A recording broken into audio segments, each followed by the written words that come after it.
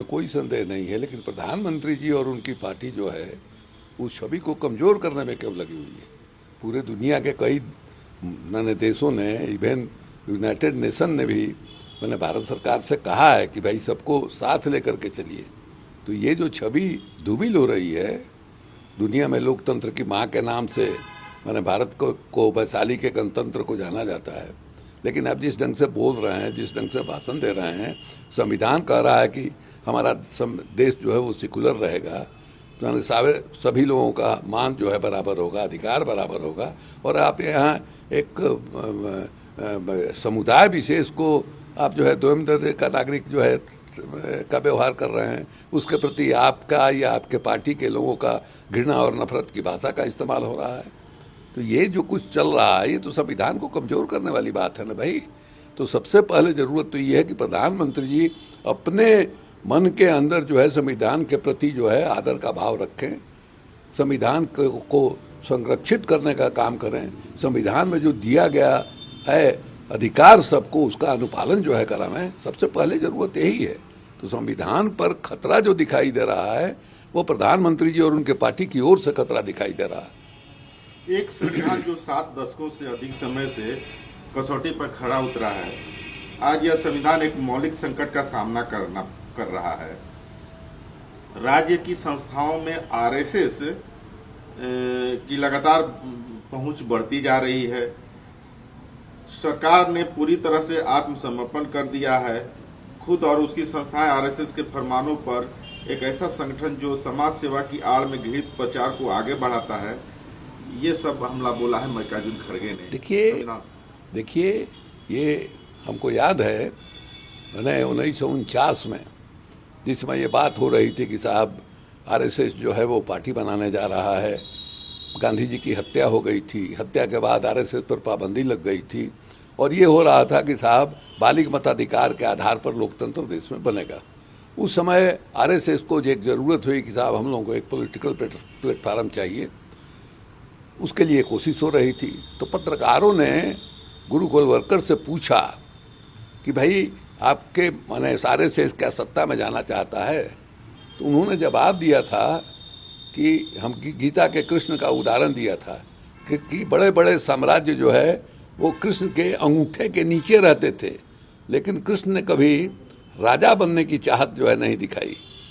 तो आज वही हालत है कि आरएसएस के अंगूठे के नीचे दिल्ली की सरकार बन गई है, नरेंद्र मोदी की सरकार बन गई है, वो भी ऐसे व्यक्ति के नेतृत्व में बन गई है जो पिछड़ी जात से आता है।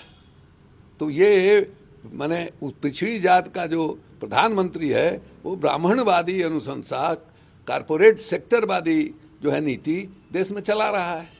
तो ये बिल्कुल सही बात है कि एक एक आरएसएस का जो भी एजेंडा है वो सब उसको पूरा करने में प्रधानमंत्री जी तेज गति से लगे हुए हैं। जेल में बंद आपके मंत्री सत्येंद्र जैन और तिहाड़ जेल के अधीक्षक की मुलाकात का वीडियो सामने आया है। देखिए तो जिस ढंग से तस्वीर आई थी पैर दबाते हुए, वो कहीं से फिजियोथेरेपी थोड़े था। तो हम जेल में रहे हुए हैं और हम लोगों को माने जो सामान्य कैदी होता है उसमें से जो डिवीज़न के कैदी होते हैं उनको सेवा के लिए मिल जाते हैं, खाना बनाते हैं, चाय बनाते हैं, ज़रूरत पड़ने पर देह हाथ भी दबा देते हैं। तो वही है, इसके बहाना जो भी करें कि साहब इनके रीढ़ में तकलीफ है और फिजियोथेरेपिस्ट है। फिजियोथेरेपिस्ट भी जाएगा तो जो जेल का प्रशासन है उसके अनुमति से ही जाएगा ना भाई।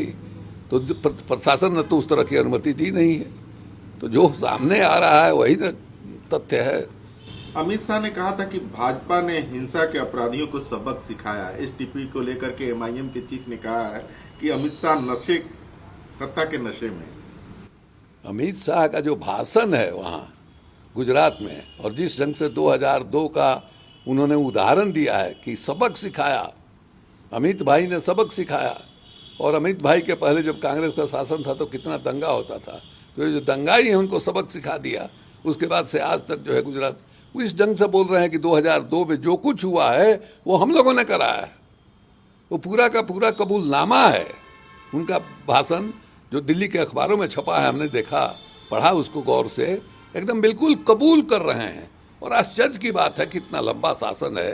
गुजरात के मॉडल को देश पर थोपने की कोशिश हो रही है और वहाँ जो है अगर सुशासन है, वहाँ की जनता एकदम खुश है, तो इस तरह की बात को, इस तरह के भाषण की वहाँ जरूरत क्या है भाई? प्रधानमंत्री जी लगता है कि खुद जो है मुख्यमंत्री के कुर्सी पर वहाँ बैठने वाले हैं, दिल्ली का तख्त छोड़कर गुजरात में बैठने वाले हैं, इस ढंग से वहाँ मेहनत कर रहे हैं भाई।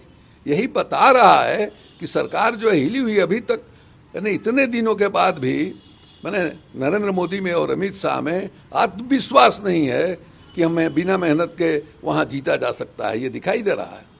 हम गुजरात में समान नागरिक संहिता की सिफारिश का पूर्ण कार्यान्वयन सुनिश्चित करेंगे। हम सार्वजनिक संपत्ति को नुकसान से संबंधित कानून भी बनाएंगे, जेपी नड्डा ने कहा।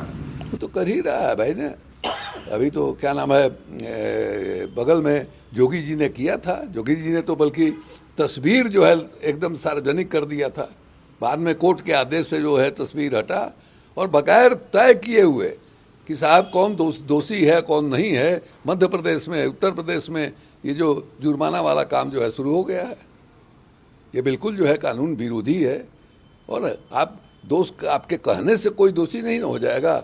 न्याय की व्यवस्था है, न्याय की व्यवस्था से अगर साबित होता है कि दोषी है तो न्यायालय तय करेगा कि इनको क्या दंड दिया जाए।